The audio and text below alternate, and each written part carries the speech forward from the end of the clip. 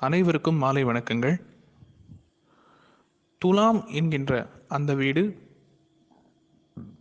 நம்ம லக்னத்திலிருந்து எந்தெந்த பாவமாக வருகிறதோ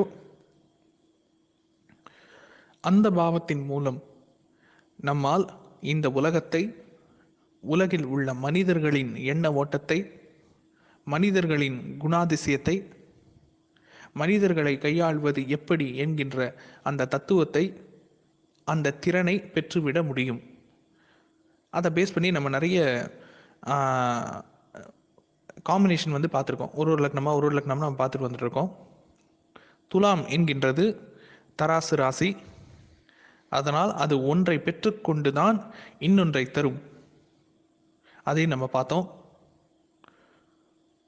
ஆகையால் தான் துலாம் என்பது பாதி பலனை கொடுக்கின்ற ராசி என்று பாரம்பரிய ஜோதிடத்தில் ஒரு கூற்று இருக்கிறது. துலாம் என்கின்ற பாவம் சந்திரனுடைய சாபத்தை கொண்ட பாவம். அதை நம்ம பார்த்தோம். துலாம் என்கின்ற அந்த வீடு காலபுருஷனுக்கு 7ஆம் பாவம். அப்ப காலபுருஷனுக்கு 7ஆம் பாவமாக வரக்கூடிய அந்த துலாம் நம்ம லக்னத்திலிருந்து எத்தனாவது பாவமாக வருகிறதோ அதன் மூலியமாக, அந்த பாவத்தின் மூலியமாக, துலாம் நம் லக்னத்திலிருந்து எந்த பாவமாக, எத்தனையாவது பாவமாக வருகிறதோ அந்த பாவத்தின் மூலியமாக நமக்கு 7ஆம் பாவ காரகத்துவங்கள் செயல்படும் அப்படின்னு நம்ம கருத்தில் எடுத்துக்கொள்ளலாம். அதை நம்ம கணக்கில் வச்சுக்கலாம். இன்னைக்கு நாம பார்க்கக்கூடிய லக்னம் கன்னி லக்னம். கன்னி லக்னத்திற்கும் துலாமிற்குமான தொடர்பை பற்றி தான் நாம இன்னைக்கு கிளாஸ்ல பார்க்க போறோம். பொதுவாகவே 2ஆம் பாவம்ன்றது எல்லாருக்கும் தெரிஞ்சு மாங்கல்யஸ்தானம், வாக்குஸ்தானம், வருமானம், வரும் வழி, இதெல்லாம் 2ஆம் பாவம். இது அனைவரும் அறிந்ததே. ஆனா 2ஆம் பாவத்துக்கு இருக்கக்கூடிய இன்னொரு முக்கியமான ஒரு தொடர்பு, அது என்ன அப்படின்னு சொல்லி பார்த்தீங்கன்னா, பொதுவாகவே நாம தாய் மாமன் ஸ்தானம் என்று எடுத்துக்கொள்ளும் பொழுது நாம் 6ஆம் பாவத்தை தான் பயன்படுத்துவோம். எதனால் 6ஆம் பாவத்தை பயன்படுத்துகிறோம் அப்படின்னா, 4ஆம் பாவத்துக்கு 3ஆம் பாவம் தாயுடைய சகோதரர், இன்னும் சொல்லப்போனால் தாயுடைய இளைய சகோதரர் அப்படின்ற அந்த கன்சிடரேஷனில் தான் நாம் என்ன பண்ணுறோம் அப்படின்னா 6ஆம் பாவத்தை தாய்மாமன் ஸ்தானமாக பயன்படுத்துகின்றோம். சரி, அப்போ தாயுடைய மூத்த சகோதரர் யாரு? அதே 4ஆம் பாவத்திலிருந்து கிளாக் வைஸ் ஆர்டரில் 11ஆம் பாவமாக வந்துச்சுன்னா தாயுடைய மூத்த சகோதரருடைய பாவத்தை பார்க்கலாமா? ஏன்னா எல்லாருடைய தாய் மாமாவும் அம்மாவுக்கு தம்பியா மட்டும் இருக்க மாட்டாங்க, அண்ணனா கூட இருக்கலாம் இல்லையா?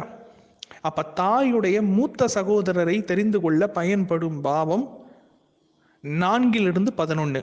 அப்படின்னா என்னன்னா 2ஆம் பாவம் பயன்படுகின்றது. ஸோ 2ஆம் பாவமும் உங்களுக்கு தாய்மாமனை சொல்லக்கூடிய பாவம். எந்த தாய்மாமா அப்படின்னா அம்மாவுடைய அண்ணா, அம்மாவுடைய மூத்த சகோதரர், அதை சொல்லக்கூடிய பாவம் சீனியர். இதுல கவனிக்க வேண்டிய இன்னொரு சூட்சமம் என்னன்னா, 2ஆம் பாவம் நம்முடைய தகப்பன் ஸ்தானம் இருக்கு இல்லையா, 9ஆம் பாவம் இருக்கு இல்லையா, அந்த 9லிருந்து 2ஆம் பாவம் 6ஆம் பாவமாக வருகிறது. ரொம்ப ரொம்ப முக்கியமாக கவனிக்க வேண்டிய விஷயம். அப்போ என்ன ஆயிடுது, நம்ம தந்தையுடைய தாய்மாமா, நம்ம அப்பாவுடைய தாய்மாமா அப்படியும் நம்ம கருத்தில் எடுத்துக்கொள்ளலாம். அப்பாவுடைய தாய்மாமன் எடுத்துக்கிட்டாலும் சரி, அப்பாவுடைய சத்ருன்னு எடுத்துக்கிட்டாலும் சரி, அம்மாவுடைய தாய் மாமான்னு எடுத்துக்கிட்டாலும், அம்மாவுடைய அண்ணான்னு எடுத்துக்கிட்டாலும் சரி, அல்லது தாயுடைய நண்பர்கள் வட்டாரம், தாய்க்கு இருக்கக்கூடிய கான்டாக்டு, தாய்க்கு இருக்கக்கூடிய இன்ஃப்ளூயன்ஸு, தாய்க்கு இருக்கக்கூடிய நட்பு வட்டாரம் அப்படின்னு நம்ம எடுத்துக்கிட்டாலும் சரி, அது எல்லாமே இந்த 2ஆம் பாவ காரகத்துவத்திற்குள் அடங்கும். ஆனால் இவ்வளவு உறவு காரகத்துவங்களை கொண்ட இந்த 2ஆம் பாவம் நம்முடைய கன்னி லக்னத்துக்கு 2ஆம் பாவமாக வரக்கூடிய இந்த 2ஆம் பாவம் துலாம் என்கின்ற அந்த பாவத்திற்குள் அடைபட்டு விடுகின்றது. சரி, அப்போ என்ன ஆகும் அப்படின்னா, துலாம் மிகப்பெரிய ஒரு எக்ஸ்போஷரை கொடுக்கக்கூடிய பாவம். எந்த எக்ஸ்போஷர்? மிகப்பெரிய ஒரு மனித பட்டாளம், மிகப்பெரிய ஒரு வெளி உலக தொடர்பு, மிகப்பெரிய அளவில் கான்டாக்ட் மற்றும் இன்ஃப்ளூயன்ஸ், தொடர்புகள் மற்றும் மனிதர்களின் செல்வாக்கு, மனிதர்களின் சகவாசங்கள், மனிதர்களின் பழக்க வழக்கங்கள், அதில் பெரியவர்களுடைய தொடர்பும் அடங்கும். இந்த மாதிரி வெளி உலக தொடர்பை சுட்டி காட்டக்கூடிய அந்த துலாம் என்கின்ற பாவம் கன்னி லக்னத்தை சேர்ந்தவர்களுக்கு 2ஆம் பாவமாக வந்து விடுகின்றது. அப்ப இது என்ன இண்டிகேட் பண்ணுதுன்னா, கன்னி லக்னத்தை சேர்ந்தவர்களுக்கு அவங்க தாயுடைய மூத்த சகோதரர் மூலியமாக, தந்தையுடைய தாய் மாமா மூலியமாக, தாயுடைய நட்பு வட்டாரத்தின் மூலியமாகவும் வெளி உலக எக்ஸ்போஷர் அளவுக்கு அதிகமாக கிடைக்கும். இன்னும் சொல்ல போனா, கல்யாணத்துக்கு வரன் தாயுடைய மூத்த சகோதரர் மூலியமாகவும் கிடைக்கும், தந்தையுடைய தாய் மாமா வழியிலும் கிடைக்கும். அவர்கள் மூலியமாகவும் இவர்களுக்கு களத்திறன் அமைவது உண்டு. கன்னி லக்னத்தை சேர்ந்தவர்களுக்கு வெளி உலக தொடர்பு எப்படி கிடைக்கும் அப்படின்னா, எந்தெந்த வகையிலெல்லாம் இவங்க வருமானத்தை ஈட்டுவதற்காக முயற்சி எடுக்கிறார்களோ, அதுக்கு பார்ட் டைமாக ஒர்க் பண்ணாலும் சரி, சிறு தொழில் பண்ணாலும் சரி, இன்சூரன்ஸ் பண்ணாலும் சரி, மார்க்கெட்டிங் பண்ணாலும் சரி, அதன் மூலியமாக இவர்களுக்கு மிகப்பெரிய கான்டாக்ட் கிடைக்கும். அந்த கான்டாக்ட் உங்களுக்கு இப்போ உதவுதோ இல்லையோ, பல விஷயத்துக்கு அவர்களுக்கு சப்போர்ட்டிவாக இருக்கும். ஏன்னா மனிதர்களின் தொடர்பு ஒரு டெலிஃபோன் டைரக்டரி மாதிரி. துலாமை நீங்கள் எப்படி எடுத்துக்கலாம் அப்படின்னா, ஒரு டெலிஃபோன் டைரக்டரி மாதிரி எடுத்துக்கலாம். டெலிஃபோன் டைரக்டரினா ஒரு மாஸ் இல்லையா, மிகப்பெரிய கான்டாக்ட், ஆயிரக்கணக்கான மனிதர்களின் தொடர்பு, அது வந்து துலாம். அந்த துலாம் இல்லைன்னு அப்படின்னா, துலாமினுடைய உதவி ஒருவருக்கு இல்லாமல் போய்விட்டால் மக்களின் தொடர்பு ஒருத்தருக்கு இல்லாமல் போயிடும். மிகப்பெரிய மக்களுடைய கான்டாக்ட் எக்ஸ்போஷர் ஒருத்தவங்களுக்கு இல்லாமல் போயிடும். ஆனால் கன்னி லக்னத்தை சேர்ந்தவர்களுக்கு அது 2ஆம் பாவமாக வந்து விடுகின்றது. ஆக கன்னி லக்னத்தை சேர்ந்தவர்கள் எந்த விஷயத்தில் கவனமாக இருக்கணும்னா, தன்னுடைய பேச்சு திறனை வளர்த்து கொள்வதில் அவர்கள் மிக மிக அக்கறை காட்ட வேண்டும், மிக மிக கவனமாக இருக்க வேண்டும். ஏன்னா அது மூலியமாக தான் வெளி உலக நட்பு, வெளி உலக தொடர்பு, வெளி உலக மனிதர்களுடைய கான்டாக்ட் மற்றும் இன்ஃப்ளூயன்ஸ், செல்வாக்கு என்று சொல்லக்கூடிய இன்ஃப்ளூயன்ஸ் அவர்களுக்கு கிடைக்கும்.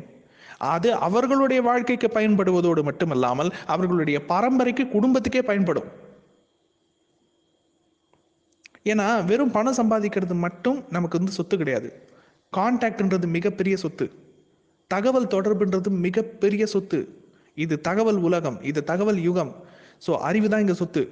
அப்போ மிகப்பெரிய அறிவை கொடுக்கக்கூடிய வெளி உலக தொடர்பு இருக்கு இல்லையா, அந்த வெளி உலக தொடர்பை சொல்லக்கூடிய பாவமே உங்களுக்கு வந்து துலாம் தான்.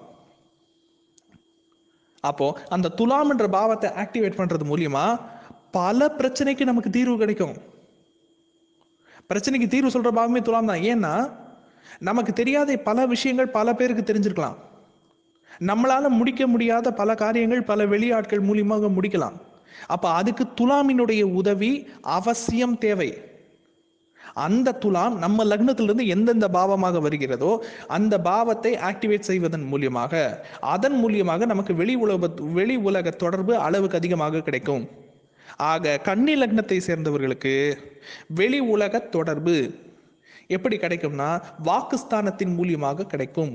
நிறைய பேர்கிட்ட பேசி பேசி பேசி அதன் மூலியமாக ஃப்ரெண்டு பிடிச்சி வச்சுக்கிறது, அதன் மூலியமாக கான்டாக்டை வளர்த்து கொள்வது. பேசுறதுன்னா கண்டமேனிக்கு பேசுறது இல்லை, பேச்சு திறன், வாக்கு சாதுரியத்தை வளர்த்து கொள்வது. அதன் மூலியமாக மிகப்பெரிய கான்டாக்ட் அவங்களுக்கு கிடைக்கும். அந்த கான்டாக்ட் அவங்களுக்கு பெரிய அளவில் உதவி செய்யும். இன்னும் சொல்லப்போனா நிறைய கன்னி லக்னத்தை சேர்ந்தவர்களுக்கு 2ஆம் பாவத்தின் மூலியமாக வரணே அமைகிறது. 2ஆம் பாவம்னா வெறும் குடும்பம் மட்டும் கிடையாது, வாக்குஸ்தானம், பேச்சின் மூலியமாகவே வரணி அமைந்து இருக்கிறது. அதை வந்து பிராக்டிக்கலா நம்ம நிறைய ஜாதகத்துல பார்த்திருக்கோம். 2ஆம் பாவம் ஆகிய துலாம் சந்திரனுடைய சாபத்தை கொண்டது. ஆக கன்னி லக்னத்தை சேர்ந்தவர்களுக்கு 2ஆம் பாவத்தினுடைய உறவு காரகத்துவங்கள் யாராக இருந்தாலும் சரி, அவர்கள் மரபில் நிச்சயமாக சந்திரனுடைய சாபம் இருக்கும். 2ஆம் பாவம் தராசு ராசி, துலாம் தராசு ராசி. ஆக அது ஒன்றை எடுத்துக்கொண்டுதான் இன்னொன்றை தரும். இப்ப வருமானம் சம்பாதிக்கிறதுக்குன்னு இவங்க போனாலும் சரி, குடும்பத்தை அமைச்சுக்கணும்னு இவங்க வரம் தேடினாலும் சரி, ஏதாச்சும் ஒன்றை இவங்க இழந்துதான் அந்த விஷயத்தை அடைய வேண்டி இருக்கும். இன்றைக்கி நம்ம டிஸ்கஸ் பண்ண இந்த சப்ஜெக்டை ஜாதகத்தில் அப்ளை பண்ணி பாருங்கள். கிடைக்கக்கூடிய தரவுகளையும் சந்தேகங்களையும் தவறாமல் குழுவில் பதிவிடுங்கள். நன்றி.